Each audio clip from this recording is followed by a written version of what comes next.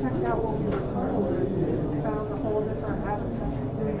Actually got it, so I shouldn't take any credit for it. But I did.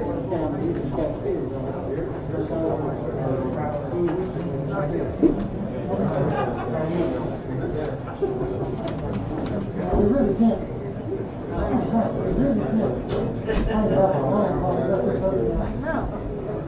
No, we need to work on both of them at the same time. They both affect your leg too. They both affect your leg. There's one more too. You go down to the Queenstown, it's curvy. You're in a curve.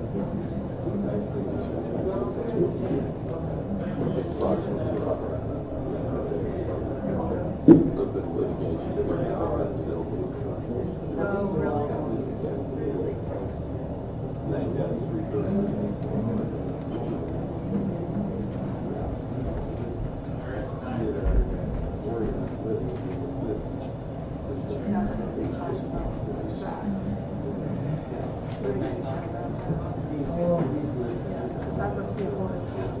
All right, thank you everyone for giving us a moment to go through that. That being said, ladies and gentlemen, that concludes the City Council's executive session. We find ourselves back in to our regular council meeting. So our next order of business would be our department head reports. I know we have a few department heads with us tonight. Is there any of those heads that would like to give us a report tonight? Good. Fair enough. Thank you very much. Now we come down to our council member reports. Councilman London, would you like to start us off? Yes, just one. I just want to also congratulate Mr. Stewart there for 1,000 Point Club for Birmingham Southern alumni. So I always like to see my alumni do well. And also Chase Valley graduate, Alabama Irondale Youth Basketball Program, just went from the baby all the way up. So we're just proud of you here in Irondale, and as your city council, former city council person, and former Birmingham Southern alumni. We celebrate you today. But I did whisper in his ear, Mr. Stewart, that if I was guarding him, he probably would have got that 1,000.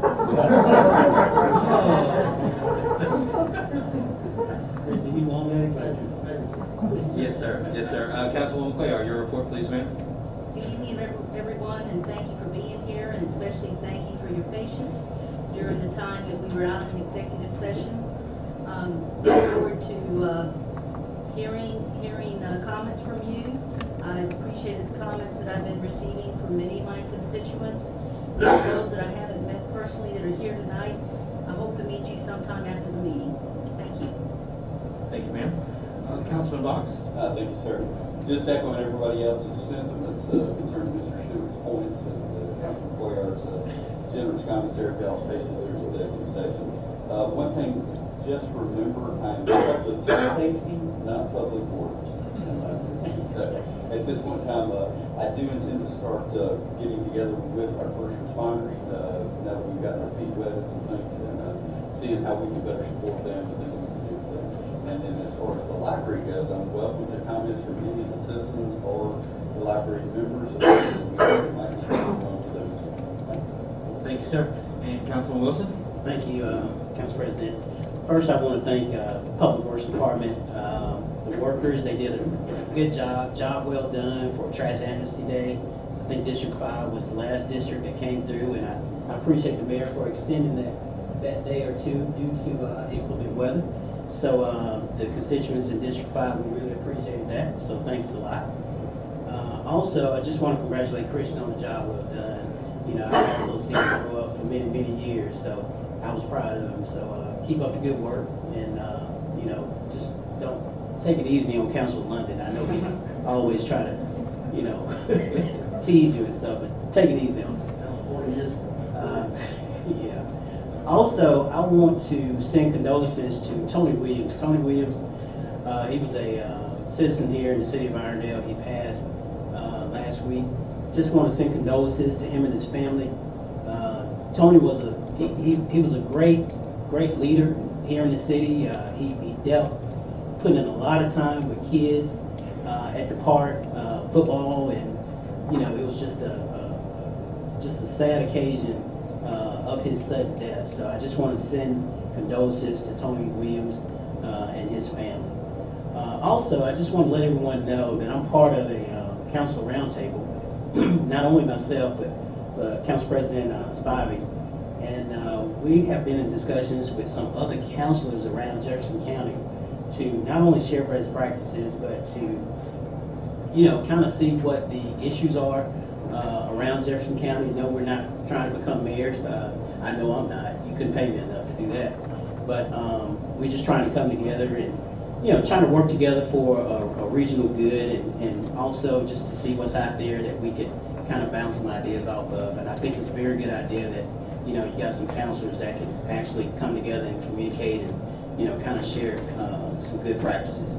So just want to let everyone know that.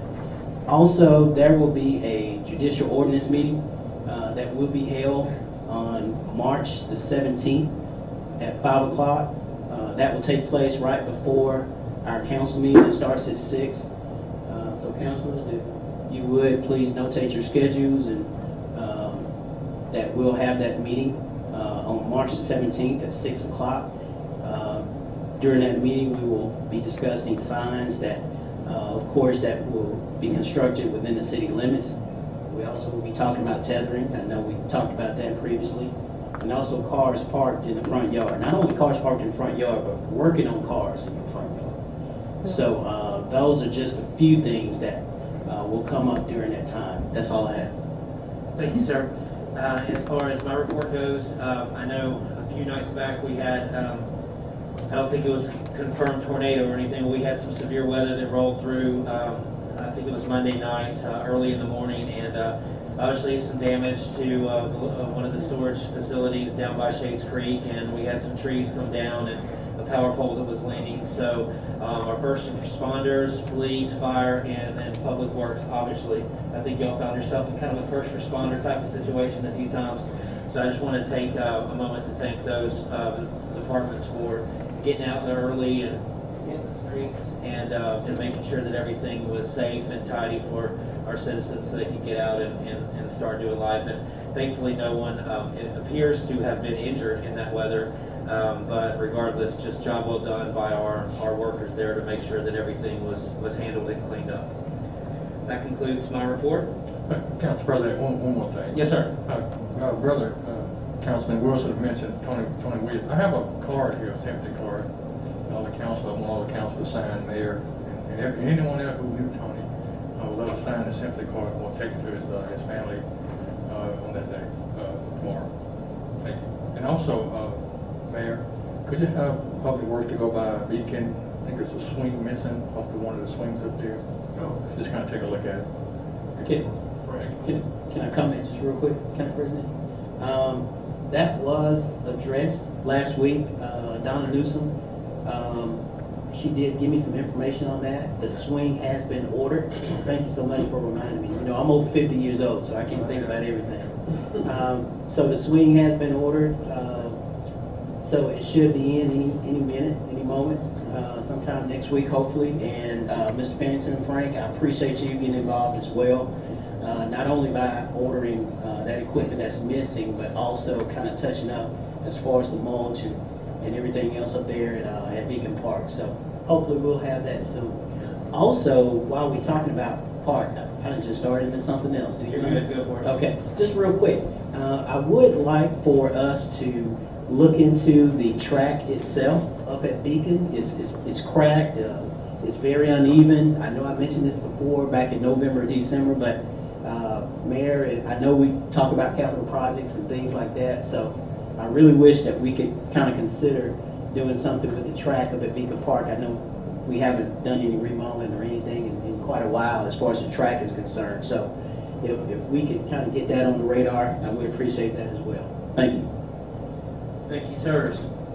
All right. Now at this point, we find ourselves looking for any reports of boards or non-council committees. Okay. We find ourselves now at the time to deliberate on the agenda items only.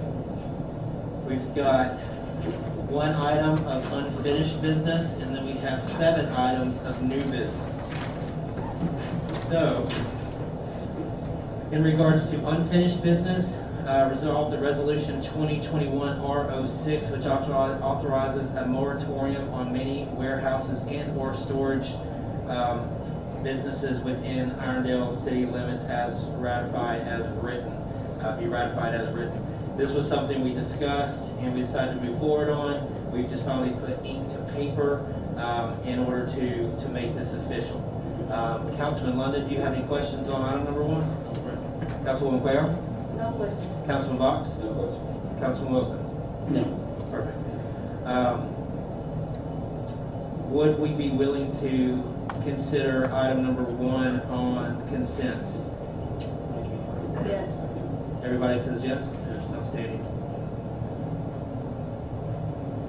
All right. Moving on to new business. Resolve that resolution 2021-R15 authorizes execution of an engagement letter with Wallace, Jordan, Ratliff, and Brandt, LLC for representation of City of Irondale in opioid matters.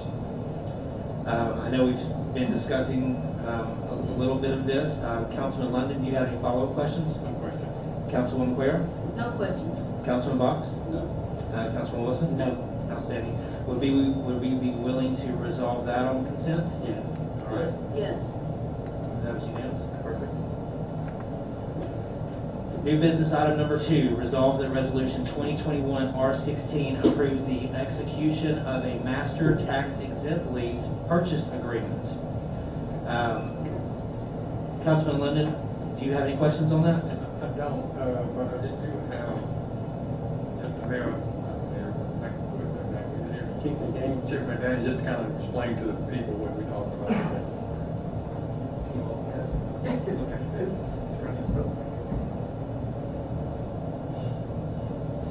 So as far as on the master lease agreement, it's for transport units, equipment to go on those transport units, because there are some expensive equipment that goes along with that, and then with some vehicles on there that are part of the lease purchase as well. So it's money that was in the budget that you approved under our lease purchase agreements line item.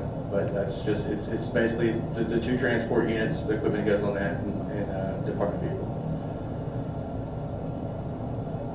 Are you satisfied, Councilman Linden? Yeah. Okay. Councilwoman Quayle? Yeah, I know that, excuse me, I know that the response time was an issue, and that was why there was a decision to go on and look at this and move towards this.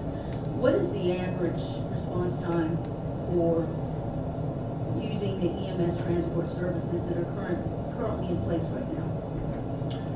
With the EMS transport service, it's so far all over the place. I mean, we averaged, I know last week we had 3 that were over 30 minutes, but it's going to be from the time we get the call till they get there. I mean, it's more than 5 minutes, upward of 10 to 12 minutes. Whereas here, we get the call, we're going when we go. Okay. Have our residents been complaining about the response times? Is that the reason that we're doing this? No, we've had some complaints on some of the longer ones. The problem is it's just gotten to where the response times have gotten worse, and it's when we had the conversation within the departments. Like I said, my job here is to take care of the employees that work here in the fire department. My job is also to take care of the citizens that live in this community and do what's best for them. And we're one of the few departments in this area that does not transport through their own department, especially in the Jefferson County. And so I think doing this is providing the best service to our citizens. The citizens get their fire department, and their fire department is who takes them to the hospital, and we ensure that we give them the best care. I'm not saying that the ambulance doesn't, but these are our citizens, and we're going to make sure they get the same care from when we get on scene to when they get to the hospital. So are we paying anything for the EMS transport services that are currently being provided? We do not. We don't pay anything. Okay. And- So here's what I'm looking at here. This lease is for $862,930 over a 5-year term. And then we're at $172,586 per year. And this is for 2 ambulances and 4 F-150 trucks. Now, with this in mind, we do know that EMS transport services are provided regardless of a person's ability to pay. In other words, no one can be turned away. So what percentage of these transport services do you estimate we will be able to collect on? So I think we're going to have, we were talking with the building company, with the building department that we're looking at using and their recovery. I think we're going to have a pretty high return rate just because of looking at the people that we respond on over the last 3 years. Those are people that are either going to be on Medicare, Medicaid, or we do have a large amount of younger working in the medical field, people that are moving in here that have insurance, and so there's going to be some. But when we did the numbers here, I spoke with several departments that do transporting, and those numbers are based off of an average number of when people that don't pay versus getting full pay from insurance. So those numbers that we have for the money that we bring in are averaged on anticipating that we don't collect some. But we don't have a percentage. No, unless we had the ambulance company's financial records to know who has insurance and who doesn't, and they can't share that because of HIPAA. What, in your estimation, you mentioned the company that's going to be collecting the fees. Is there a fee that they're going to be charging the city for doing this service, providing the service? Yes, and we have that contract that hopefully will be for you guys to look at by next council meeting, that the attorneys have finished looking at. But it would be essentially, there's some one-time setup fees. They would help us get established with Medicare, Medicaid, Blue Cross to be able to bill them, and then there's a $30 per report that they file for us to that we pay them, or that they collect from before we get our money. Okay. Now, what estimates do you have on our annual liability insurance premiums are going to be per year for these vehicles and for everything that we're doing? So as far as our liability that we carry currently, as far as EMS, we're not going to have to up that. We already carry, I believe, $2 million, correct, Mr. Stewart? Yes, we cover $2 million, and also the fire department insurance is separate from what we carry here at the city. So they have a different carrier than, even though Cobbs Allen is the broker, we have Travelers, and I can't really think of the name of their insurance, but those vehicles are replacement vehicles. So of course we're going to have a little additional expense because of those vehicles, but those are things that need to be replaced in the fleet anyway. We basically built that into the budget. When it comes to the municipal leases for vehicles, the council has already adopted the budget to allow us to be able to do it, and these expenses are not going to hit the books until 2022. So we have a period of time to be able to determine a lot of the things that you're asking, Councilor. Right, and that was the reason I was asking the questions, because I wasn't aware of these costs and how this whole process was working. And for example, we're going to increase the salaries $468,000 based on approximately 9 new employees for this transport service. But we also have increases in FICA, state pension, employee benefits, employee physicals and medical exams, fuels and lubricants for these vehicles, uniform expense, paramedic supplies, EMS medications, and so on. Yes, ma'am, and all of that was in the current budget. So when you take all of these expenditures into account, did you consider looking into having other EMS transport service providers to lower our response times? Yes, ma'am. So let me just give you a little background on that.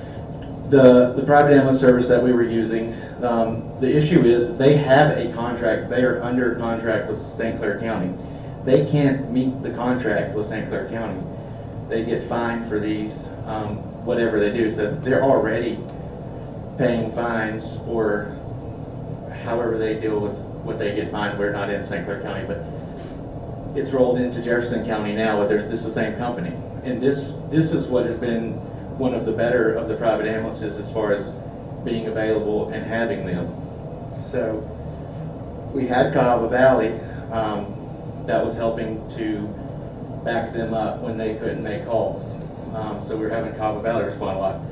Enough to the point that they had to back out and tell them that they could no longer do it because they weren't able to cover their district the way that they needed to because there were so many calls that they couldn't make it to.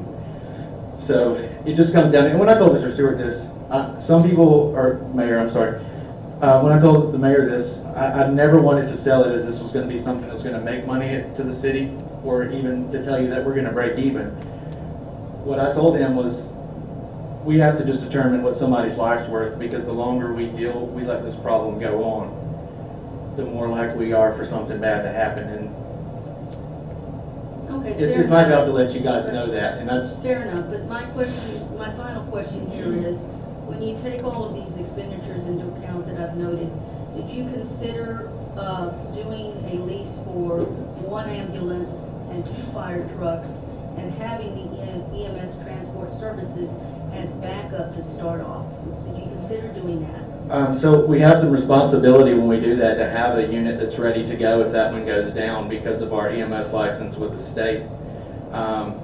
And I don't believe in doing something if we're not going to do it right. The only right way to do it is to have a truck that's ready to go, or that truck is there if we get so busy that it can be used for a second vehicle to make another transport if we had a major wreck or natural disaster, or we just got busy, that we needed that truck, that it's there and we can make other transports on it. Not that it will be staffed all the time, but it's there to be available if we need it and we can't get another ambulance if our current ambulance is out of the city for a transport.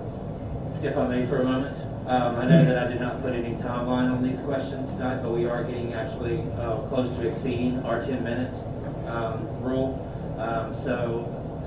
Councilwoman Cuellar, that was your last question? Yes. Perfect, thank you very much. Councilman Box? Just one quick question last time. Yes, sir. Since we're actually going to be doing the building, we're actually going to have engaging company. We're going to be providing these services predominantly to the citizens of Irondale. Of course, there may be some people that are coming through car wrecks or walking through and having anything like that. I know in an experience that I had to pay for an ambulance first and my insurance was covered because it was not an Irondale vehicle. So with that said, in billing the citizens of Irondale that are the taxpayers, which is where these funds are coming from, is there going to be different levels of billing for the citizens that already pay their taxes to fund this program? And we definitely need to have citizens do something, and then a different level for individuals that may not be a citizen that have tragedy benefits. Yes, sir, and correct me if I'm wrong on this, but if I'm not mistaken, in the contract, they talk about, they build insurance. If they don't have collection from that, it would really be up to the city to make a judgment on how you wanted to build that out. If we want to send that to collections, they would, they have a company, they would send it to you to go to collections. If you wanted it to be in collections for so long, and that's kind of decisions that the city will have to make on as far as how you want to do that with those kinds of things. If you want to build just what the insurance is going to pay and that's it, or if you want to, if we have a set cost and we say the insurance doesn't pay a certain portion, we're going to bill that to the person, or they're a citizen and we're just going to bill what insurance pays. So that would come back to the city to make that decision. Okay, very good. So there is a benefit for the citizens having this service, or possible benefit for the citizens having this service at a discounted rate, as opposed to having to pay EMS service. Yes, yes, sir. Thank you, sir. Councilman Wilson? Yeah, I'm trying to go back. You said we will have 7 payments of $172,000. I see that somewhere. That's what I'm trying to look for, which we had already included in the budget. And I was looking at the budget as far as seeing what the lease of equipment is. So it would be covered since we did put it in the budget. Yes. We did have it included. Yes, sir. All of the expenses that we anticipated with this, with employee cost, uniform cost, even additional medical supplies, as well as down to the lease payments of the vehicles, we added all of those into the budget with those anticipated. We through talking to other agencies that do this and what good numbers, established agencies that know what their numbers are, so.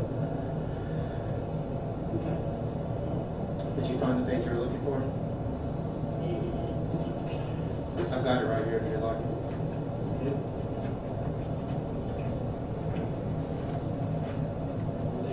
That's That's it, that's the schedule.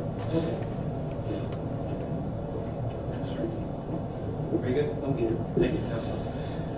And then, just to reiterate something, Chief, like the mayor stated, these were funds that were approved in our budget that we recently passed, but that first payment wouldn't even be due until the next fiscal year. So therefore, we've got a lot of, use a bad word here, but we've got a lot of padding in order to kind of ease into this and prepare for any of those other expenses that might come with this. Absolutely. I mean, we have that, and plus we have, we're 4 or 5 months into the fiscal year now. We have those employee salaries that we haven't spent through this year either. So we have some, especially for this fiscal year, to make any kind of additions that we couldn't anticipate to be able to be covered. Thank you very much. If I could just add one more thing, and we talked about this transport agency and about the citizens. The other aspect of it that when we talked about it is the same issues we're having with the delays are the same ambulances that are delayed if one of our police officers gets injured or one of our guys people get injured on a fire. We don't have, in those situations, we don't have time to wait for them to get there. So it's taking care of our city employees as well, not just the citizens. And I think it's the best thing all the way around. I do appreciate the support in this. Thank you. Appreciate you, sir. Thank you. As far as that item is concerned, do we want to put it up for a vote, or is that something we can add on consent? Councilman London? You're good with consent? Councilman Cuellar? I'm not comfortable, thank you. Understood. All right. Moving on to item number 3, new business. Resolve the resolution 2021 R17 adopts the fiscal year 2021 capital budget for the water department for $6.2 million. Mayor, could you tell us just a little bit about that, how we came to that number, and just maybe refresh the public's memory? We had a water department, a water board meeting at the last council meeting. And Jared Mars, who is the superintendent of the water department, gave a presentation, basically laid out to everyone why these improvements are necessary. And he was asked the question, could he prioritize any of them? And he stated that all of them was a priority, because when a citizen doesn't have access to water, then it becomes important to everybody. We also talked about that we had not done any major improvements to the water system since 2014. I think that was the last time that money was set aside to be able to do capital improvements for the water system. And if you have a system, you need to do improvements really on an annual basis, because the longer you push them out, it began to cost you more money. So he's put together a great plan with the engineers that work with him in the water department. They've identified these items as needs, and we are proposing a capital budget of $6.2 million to be able to meet those needs, to make sure that the citizens of Irondale can continue to receive water. Thank you, sir. Councilman London? No question. Councilwoman Cuellar? No questions. Councilman Box? No question. Councilman Wilson? No questions, but I appreciate Jared sending the summary of all the capital improvements. I appreciate that. Absolutely. And then myself, no questions. In regards to item number 3, could we consider that on consent? Is there anybody? Yes? Yes. Yes, Councilman Box? Yes. And then Councilman London? Yes. All right, now it's